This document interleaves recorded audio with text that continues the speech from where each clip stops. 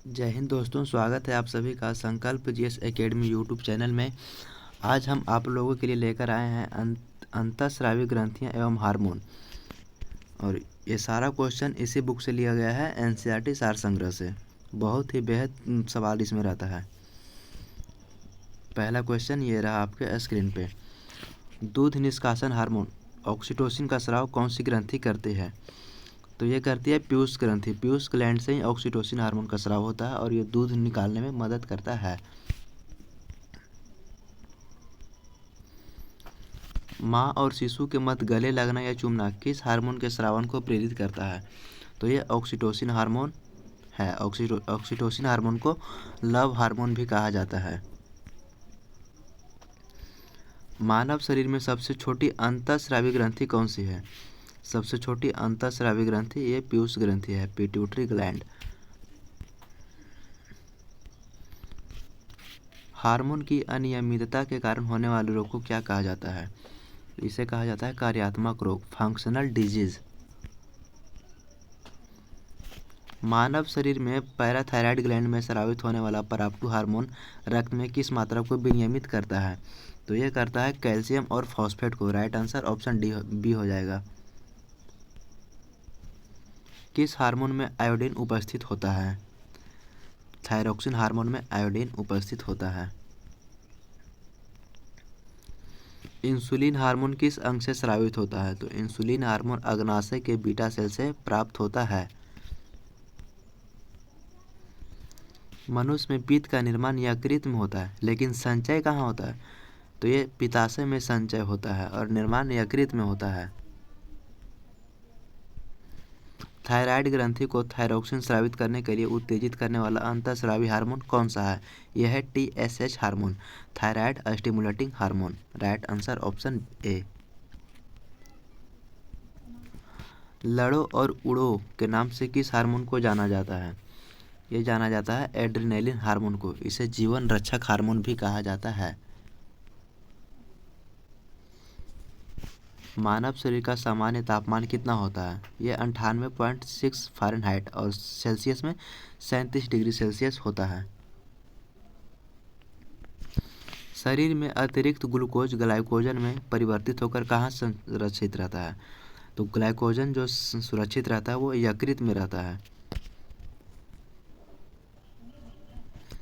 शरीर में कौन सी ग्रंथियां वाहिनीहीन होती है?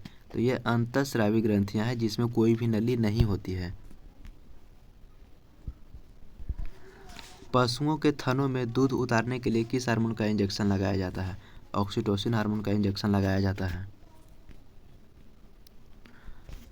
मनुष्य में डायबिटीज रोग किस हार्मोन की कमी से होता है? तो ये इंसुलिन की कमी से डायबिटीज रोग होता है।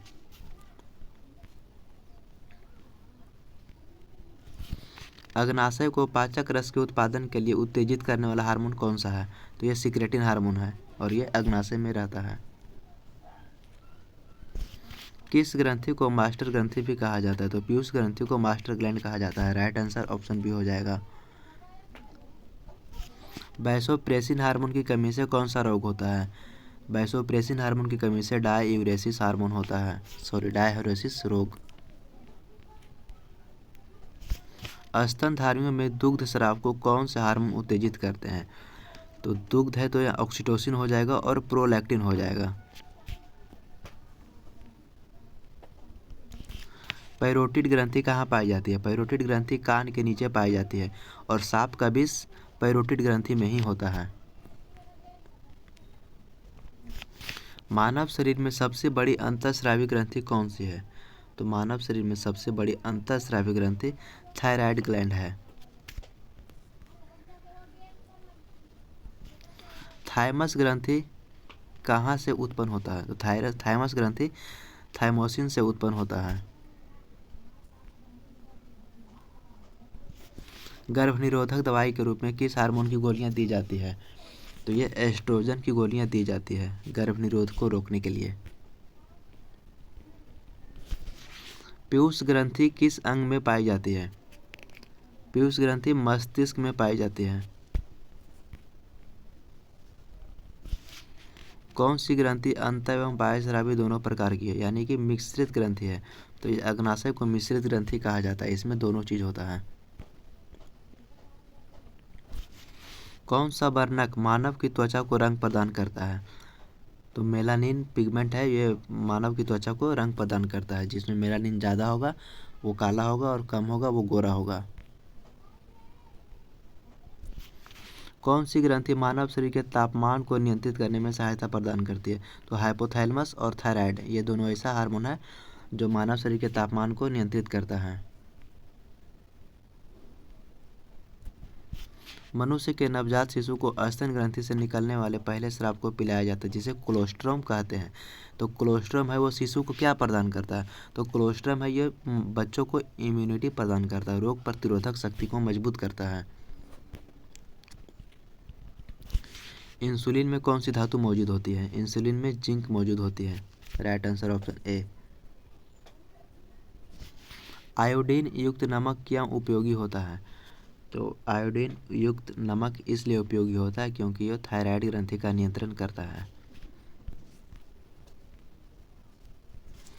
यकृत एवं मांसपेशियों में ऊर्जा किस रूप में जमी होती है? तो रिजर्व फूड वो ग्लाइकोजन में संचय रहता है।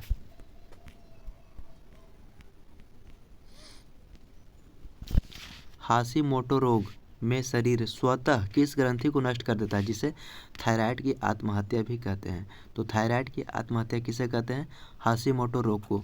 और ये कहाँ किससे प्रभावित करता है? तो ये थायराइड ग्रंथि को नष्ट कर देता है। यह रहा आप लोगों का आंसर की, मिला लीजिएगा, कहीं गलती हुई होगा तो क्षमा करिएगा।